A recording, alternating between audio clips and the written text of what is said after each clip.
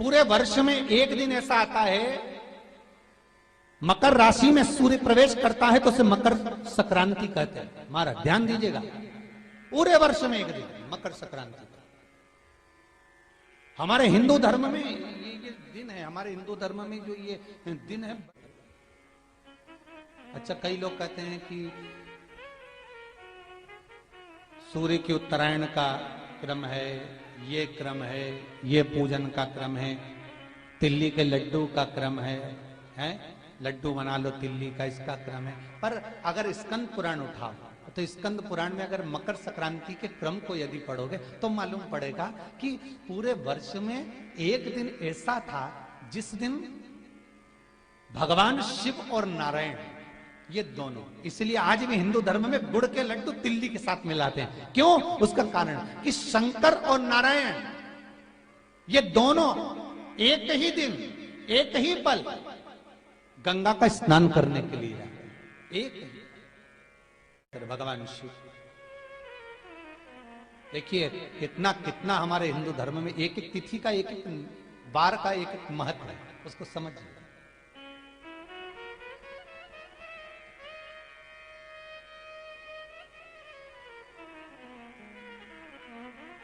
माता लक्ष्मी, भगवान नारायण और भगवान शिव को स्नान के लिए गुप्त रूप से झांकती है।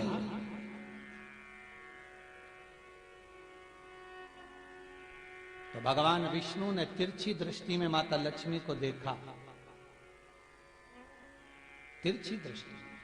तो माता लक्ष्मी को देखकर भगवान विष्णु शिव जी को देखे तो शंकर भगवान ने कहा, नारायण हमने देख लिया, महारानी लक्ष्मी झांक रही है, हमने वर दे दिया है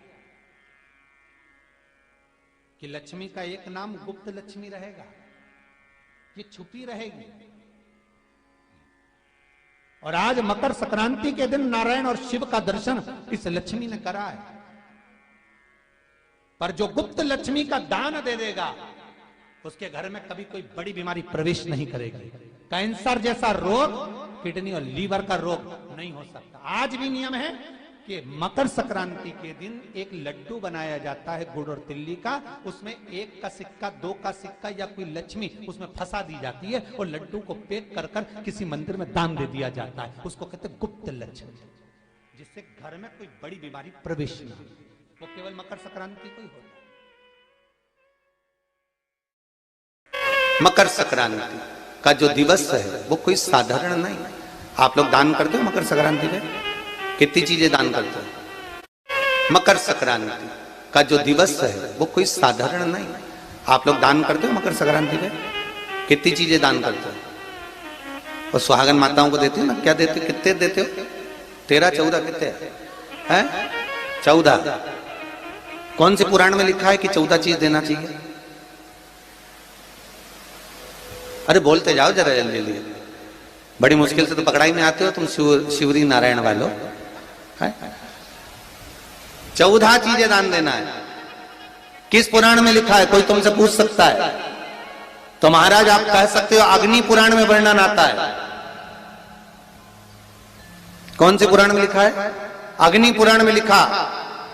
देवऋषि नारद भगवान विष्णु के पास जाकर पूछते हैं, नारायण कृपा करिए। भगवान विष्णु ने पूछा क्या बात है, बोलिए देवऋषि नारद क्या चाहते हो? चाहते क्या हो वो बताओ। महाराज हमें इतना सा बता दो, शिव जी के यहां जाते हैं तो पहले उनके द्वारपाल से पूछना पड़ता है अंदर जाने के लिए। ब्रह्मा जी के यहां जाते हैं तो ब्रह्मा जी के द्वारपाल से पूछना पड़ता है। इंद्र के यहां जाते हैं तो इंद्र के द्वारपाल से पूछना पड़ता है।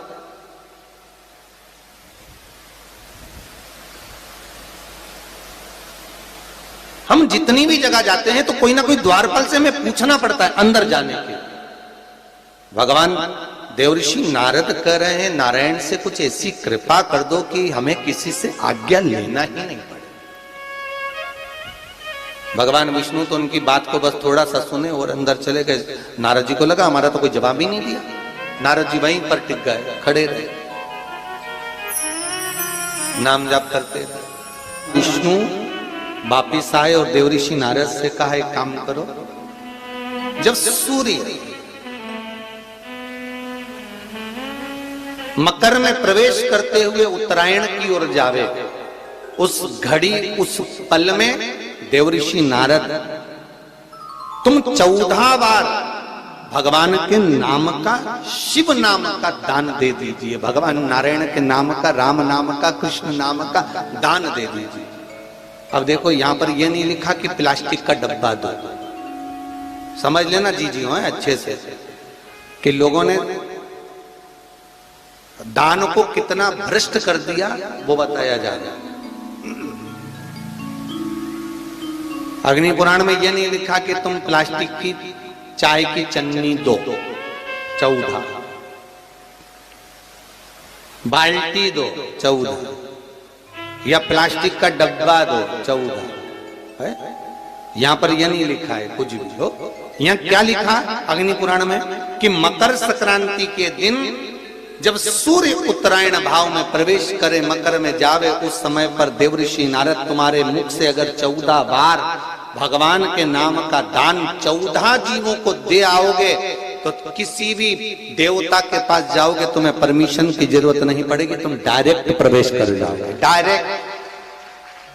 अब तुमको अगर वैकुंठ में डायरेक्ट प्रवेश करना हो तो बिना पूछे, तो उसके लिए कहा ही मकर संक्रांति पे दान दो।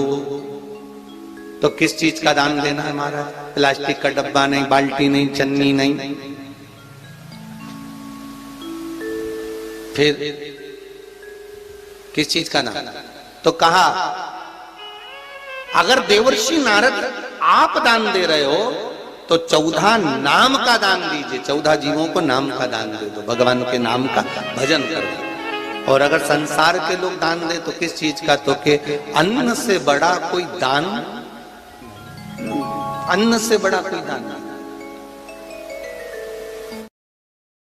और फिर बेटे ने दूसरा घर का निर्माण करा था। एक घर था कुंभ, फिर इस कुंभ घर में आग लगी थी, तब दूसरा घर बना था मकर। फिर मकर घर में भगवान सूर्य नारायण आए, उनका आदर हुआ, तब जाकर ये मकर संक्रांति हुई। कोई ऐसी हो गई क्या मकर संक्रांति? मकर संक्रांति का मतलब क्या है? क्यों कहते हैं कि ये 13-14 चीजें आप लोग बांटते हो ना, तो किसको बांटते हो? तुमसे छोटी उम्र वाले को बांटोगे? सास क्या बहू को देगी समान? सास बहू को देती है क्या समान? नहीं। बहू किसको देती है? सास को। बहू किसको देती है? जेठानी को। बहू समान किसको देती है? ननंद को। बहू समान किसको देती है? कोई मोहल्ले में कोई बड़ी उम्र की कोई बहुएं हो, बड़ी उम्र के जो लोग हों, सौभाग्यवती नारी हो, उसको ये 13-14 चीजें दी जाती है।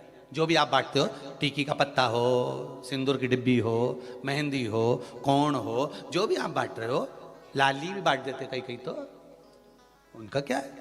तो ये जो चीज आप लोग बांटते हो, ये किसको देते हो आप लोग? किसको प्रदान करते हो? छोटे को नहीं, घर से बड़े को, जो आपके अवस्था से बड़े हैं, जो आपसे बड़े हैं, आप उनको दे रहे। क्यों देते हैं बड़ों को? ये यहां आदर का भाव दिखाया गया, यहां आदर दिखाया गया कि यहां कुंभ में शनि महाराज अपने घर में रह रहे थे, सूर्य नारायण भगवान का आगमन हुआ, आज बेटे से मिलने का भाव जागृत हुआ और कुंभ में प्रवेश कर गए। जैसे ही घर में प्रवेश करे, अब घर में प्रवेश करे तो आदर का भाव होना चाहिए था महाराज,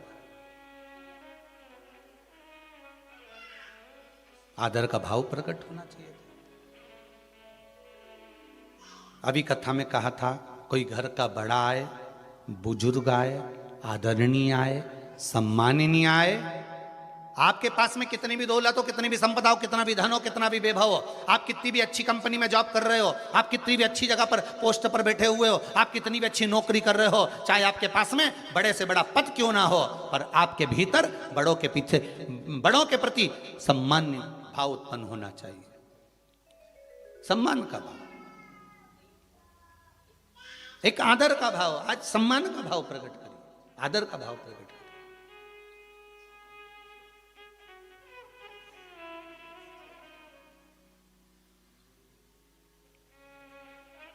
महाराज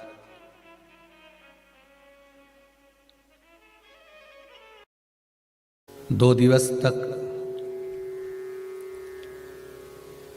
संपूर्ण भारत की भूमि पर, संपूर्ण विश्व में मकर संक्रांति महोत्सव मनाया जाएगा।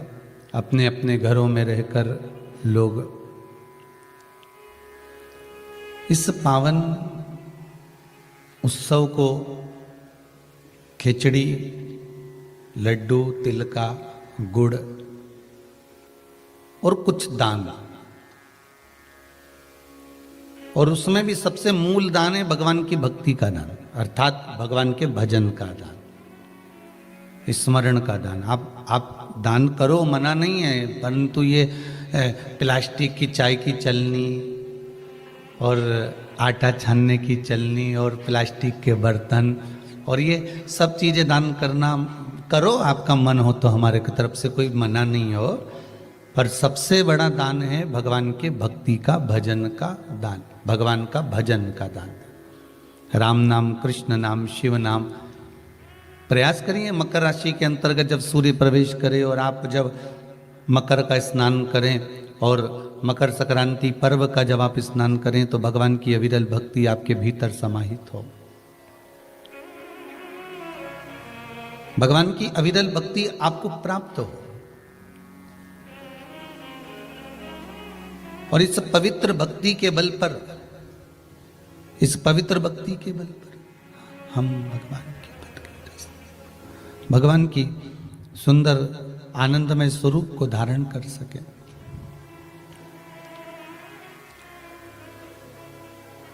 अपने जीवन को सार्थक बनाने का प्रयास करिए, भगवान की भक्ति में डूबने का प्रयास करिए और जितना बन सके उतना भगवान की भक्ति में डूबने का प्रयास करिए।